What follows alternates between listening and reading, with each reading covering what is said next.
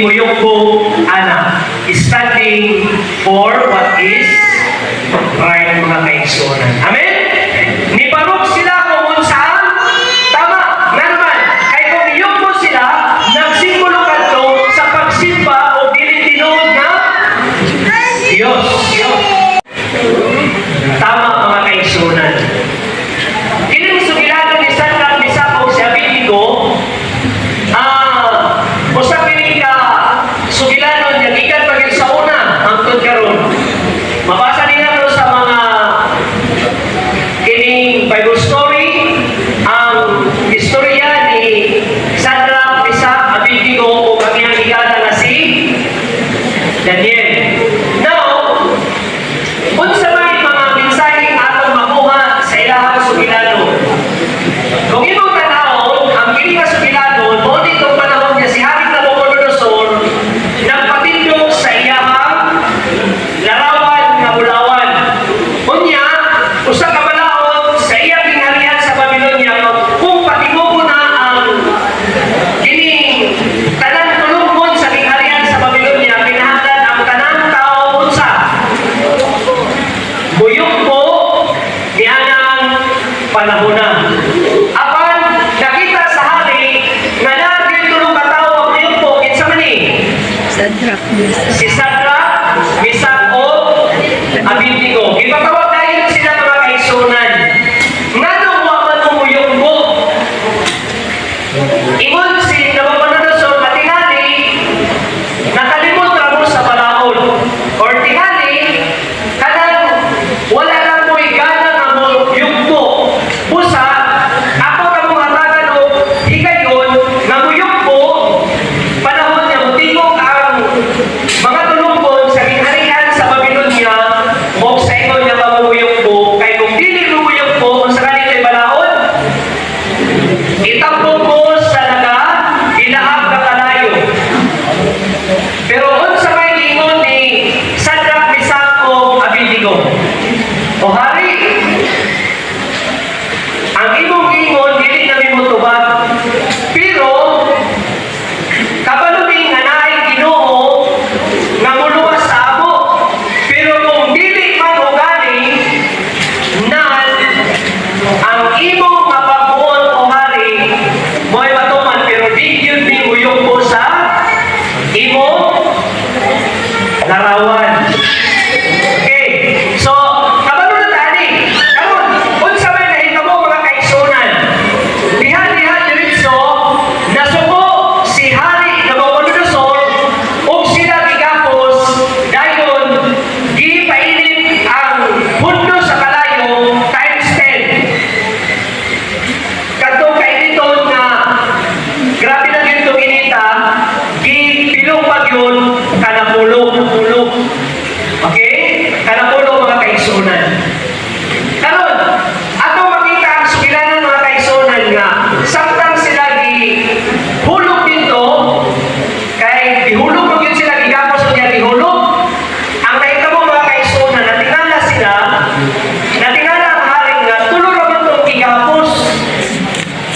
Unya nga no, naapay ikaupat na tuwa dito. Unsay ingon sa amin sa verse 25. Unya, matod pa nini. Unya si Nabucodonosor ang hari na hibulog o midali sa pagbakod, siya misulti o mingon. Iyang magtatapag, dili ba tutulong ka mga tao ang ginapos ang atong ipanghulog sa kaliwala sa kalayo? Sila bintubag nga nagingon, matuod hari. Siya bintubag o mingon, ani ang karon?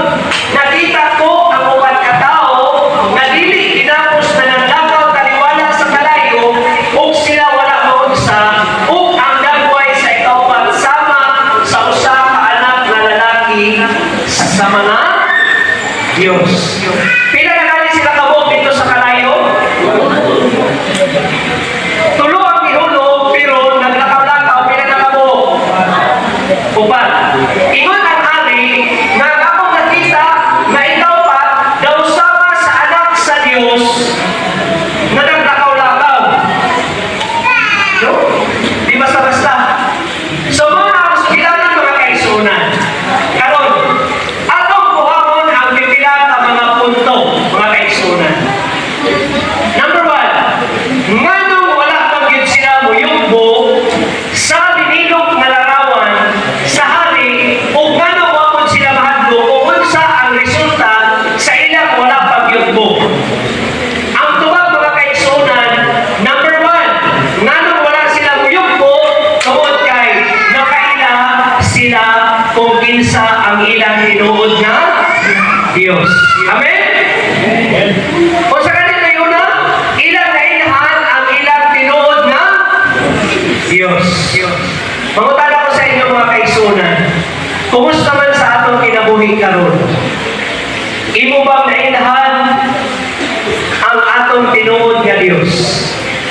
nagsimbaya o nangalagad ka sa lugay panahon mga kaigsunan, pero di ay wala pa gyud nato mailhi ang atong tinuod nga Dios.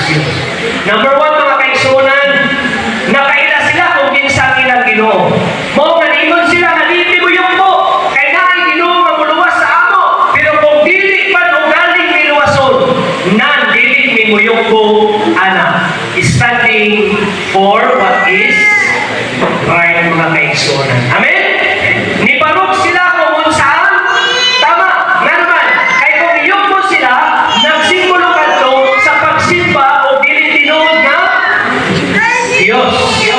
Mga kaigsunan. So, muna siya ang una nga bahin na ito ang hatagang pagtagal. Now, nanong inana mong gikaisog sila. Una, tungod kay nakaila sila sa ilang tinuod nga Diyos. Atong balikan ang background nila. Sa chapter 2, sila mo'y nahimong representante na gisulbad ang problema sa hari. Katong pananaw nila kita sa hari na naglibog sila, o niya si Daniel o ang iyang mga kaubanan o yun nihatag og sulbad. Okay? Dahil sa chapter 1, ilang nakita na pag-abot nila dito sa Babylonia, gikan sa ilang pagka-conquer sa Jerusalem, o sa may ipakaon sa ilang mga pagkaon nga harianon, mga inunod nga harianon, apan sila nagdumili niini. Nga naman, tungod kay gusto nila na mukhaon sila o simple lang yun. Amen? Kumusta man sa atong kinabuhi mga kaigsunan? Base ang atong kinanaan mga kaigsunan daw sama po sa kinanaan sa mga harianon. Patuyang natabisan po sa mga kaigsunan. Kung imong tanaw diha sa ospital, kauban sa kumubangan, ang ilang yung hinungdan mga kaigsunan sumala sa doktor, ang ilang yung lifestyle sa ilahang pagkaon. Okay, wala po mag-ingon na mag-vegetarian ta. Kaya mahal tayo mag-vegetarian, pero ang punto na to, mag-amping ta bisan ang atong mga kinan-anan. Amen? Di kayo mo patuyang ta mga kaigsunan. Kay basig loob, dili ta manukay mga kaigsunan mo mahulay na ta. Okay, so muna, pero dili pag yun na maoy atong nakita kay ilang kalikod sa ilang baruganan nga nung wag yun sila kuluhod. Mubalik na sa Jerusalem. Kining si Shadrach, Meshach ug Abednego dito sa Jerusalem mga kaigsunan, nag-train yun sila pag-ayo sa ilang mga ginikanan.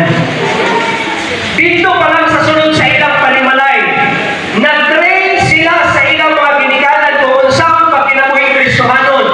Unya, ikaduha, dito sa ilahang simbahan, anaw na lang nato, sa templo mga kaigsunan, ilang yung yatagan pagtagal ng templo usa ka balaan o usa ka sagrado nga dapit nga nag-train yun sila pag-ayo.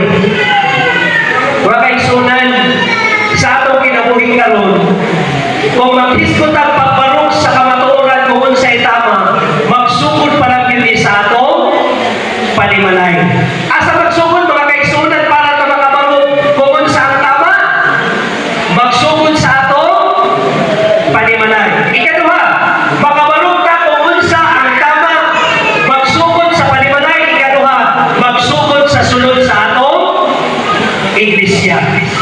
Dili galing ta matinudanon sa sulod sa atong iglesia mga kaigsunan, kung atubang ka sa mga hakit sa kinabuhi, dili yun ka makabaro. Okay? So wala siya mga kaigsunan.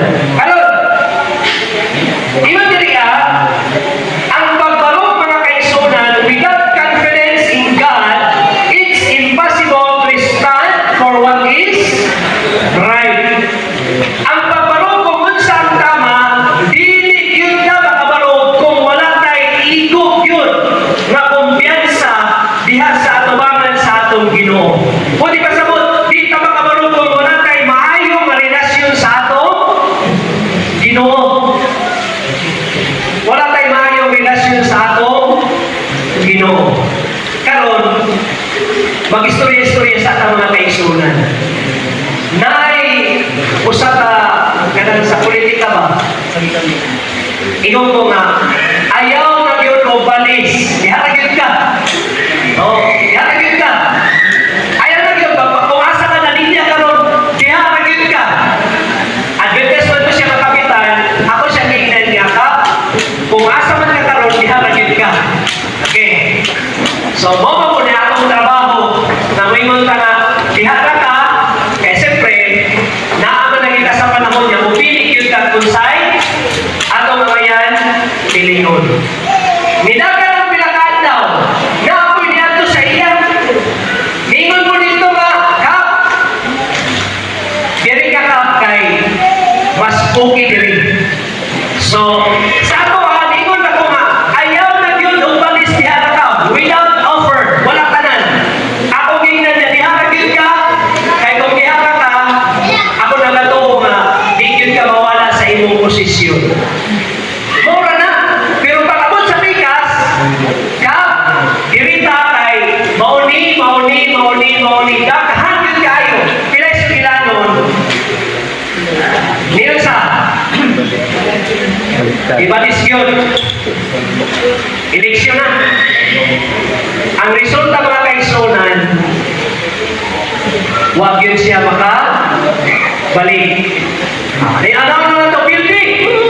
Para dili. Building yun! Karon, siyempre, wala ko makita. Kaya iso, tungkol kayo. Nang nabay ang mga panahon, nakita mo yun eh. Abi ninyo, kini musulti o tama, mo magkikasapan. Dahil sa Kristo niya, diningon ko nga, di ba nag-iugo sa imo nga diha na yun ka? Simple instruction.